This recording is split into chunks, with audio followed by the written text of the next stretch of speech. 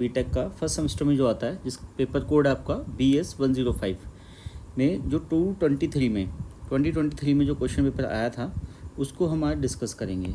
तो उसमें कौन कौन से इंपॉर्टेंट क्वेश्चंस थे उनको हम देखेंगे, ठीक है। ये क्वेश्चन पेपर पूरा का पूरा आया हुआ है लास्ट ईयर, ठीक है। तो अब इस क्वेश्चन पेपर की इंपॉर्टेंस क्या है, सबसे बड़ी बात ये है इंपॉर्टेंस क्या है। जैसे कि आपके सेशनल आने वाले हैं तो यूनिट 1 और यूनिट 2 से इंपॉर्टेंट क्वेश्चंस आएंगे, या यूनिट 1 या यूनिट 2 का पूरा सिलेबस आपका आने वाला है सेशनल 1 के अंदर, ठीक है। तो अब उसमें कौन से इंपॉर्टेंट क्वेश्चन हैं जो कि आपको करने ही करने हैं, या कौन से टॉपिक्स ऐसे हैं जो आपको करने चाहिए। तो जब भी अगर हम कोई भी एग्जामिनेशन की बात करते हैं तो उसके अगर आप प्रीवियस ईयर के क्वेश्चन पेपर्स को अगर आप फॉलो करके तैयारी करते हो तो डेफिनेटली बहुत अच्छी तैयारी होती है, और प्रोबेबिलिटी ये होती है कि जो क्वेश्चंस पिछली बार पूछे गए थे उनसे रिलेटेड या सेम टॉपिक से रिलेटेड दूसरे वर्ड्स के अंदर या उसी टॉपिक से रिलेटेड कुछ हट के क्वेश्चन पूछा जाएगा, ठीक है। तो इसीलिए हम आज डिस्कस करेंगे फिजिक्स का जो BS 105 पेपर कोड है उसके क्वेश्चन पेपर जो 2023 के अंदर आया था, ठीक है। क्योंकि स्टूडेंट्स के बहुत सारे मैसेज आ रहे थे कि सर फिजिक्स का भी हमें चाहिए, लास्ट ईयर जिस क्वेश्चन पेपर मिल जाए या सेशनल का क्वेश्चन पेपर मिल जाए तो, या इंपॉर्टेंट क्वेश्चंस मिल जाए। तो ये सबसे पहले हमने क्या, लास्ट ईयर का जो क्वेश्चन पेपर यूनिवर्सिटी ने बनाया था वो हम आपके साथ डिस्कस कर रहे हैं। ये इसकी हार्ड कॉपी आपको आपकी लाइब्रेरी के अंदर मिल जाएगी। लाइब्रेरी के अंदर बेसिकली क्या होता है, एक क्वेश्चन बैंक होता है जहाँ पे हर ईयर के हर सब्जेक्ट के क्वेश्चन पेपर्स आपको मिल जाएंगे। तो आप वहाँ पे भी अप्रोच कर सकते हो, और हमारे चैनल पर तो हम डिस्कस करेंगे ही करेंगे, ठीक है। तो चलो स्टार्ट करते हैं कि कौन कौन से इंपॉर्टेंट टॉपिक्स हैं जिसमें लास्ट ईयर क्वेश्चन पेपर पूरा का पूरा बना था, ठीक है। चलिए स्टार्ट करते हैं। सबसे पहले आपको क्या करना है, देखो कोई भी एग्जामिनेशन जब आप जाते हो क्वेश्चन पेपर आपको मिलेगा तो आपको अपना रोल नंबर लिखना है या एनरोलमेंट नंबर लिखना है, ठीक है। वो इंस्ट्रक्टर आपको बता देंगे, क्लास के अंदर जो इन्विजिलेटर होंगे वो आपको बोलेंगे अपना रोल नंबर लिखिए आप, ठीक है। सबसे पहले दूसरी चीज़ आपको देखनी है कि जो पेपर आप देने के लिए गए हैं आपका पेपर कोड वही है क्या। बिकॉज कई बार क्या होता है कि यूनिवर्सिटी में सेम टाइम पे फिजिक्स का पेपर है बट स्कीम्स अलग अलग होती हैं कि प्रीवियस स्कीम में है या करंट स्कीम के अंदर है, तो आपका जो कोड है आप उसी का पेपर मांगे, ठीक है।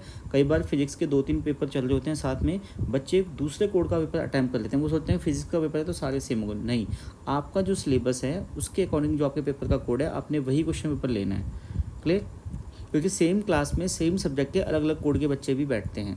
तो ये जो बहुत ही इंपॉर्टेंट मैंने आपको बात बताई है, क्योंकि ये गलतियां बच्चे करते हैं और गलत पेपर अटैम्प्ट करके चले जाते हैं। उसमें यूनिवर्सिटी का और इन्विजिलेटर का कोई वो नहीं है, क्योंकि आप पेपर देने गए हैं, आपको अपना पेपर कोड पता होना चाहिए, क्लियर।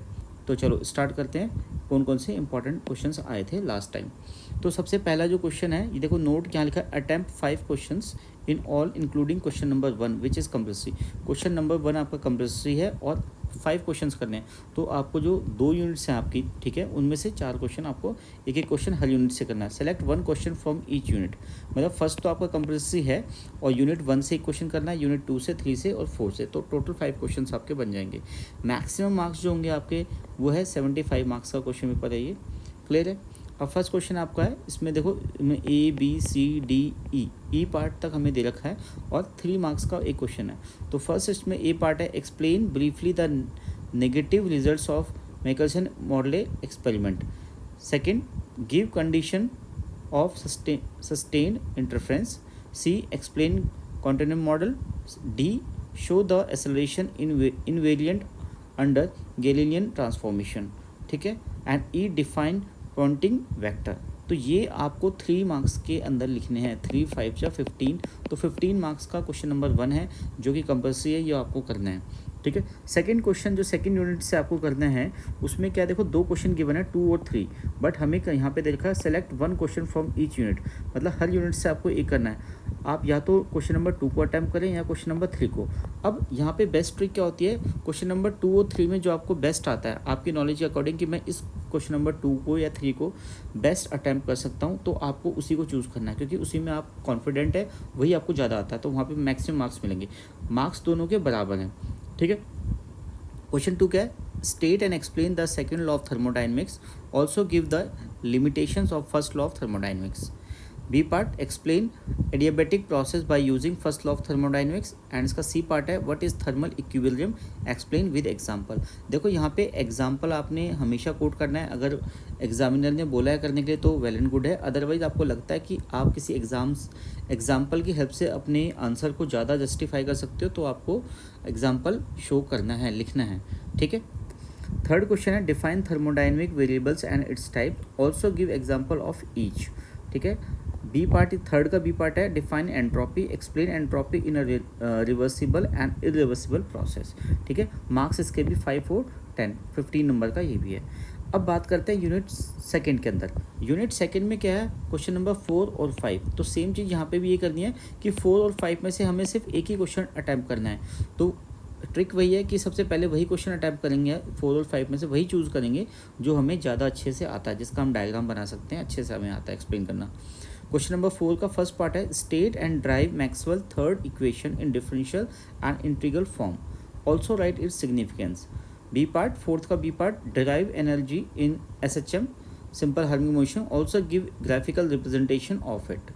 क्वेश्चन नंबर 5 है आपका what is physical meaning of Poynting theorem, give interpretation, deduce the equation for propagation of electromagnetic wave in free space and obtain an expression for the velocity, show that electric and magnetic field vectors are normal to each other and to the direction of propagation of waves, ठीक है। 10 marks का ये question है, 4th या 5th में से वही choose करना है आपको जो आपको ज़्यादा आता हो, ठीक है।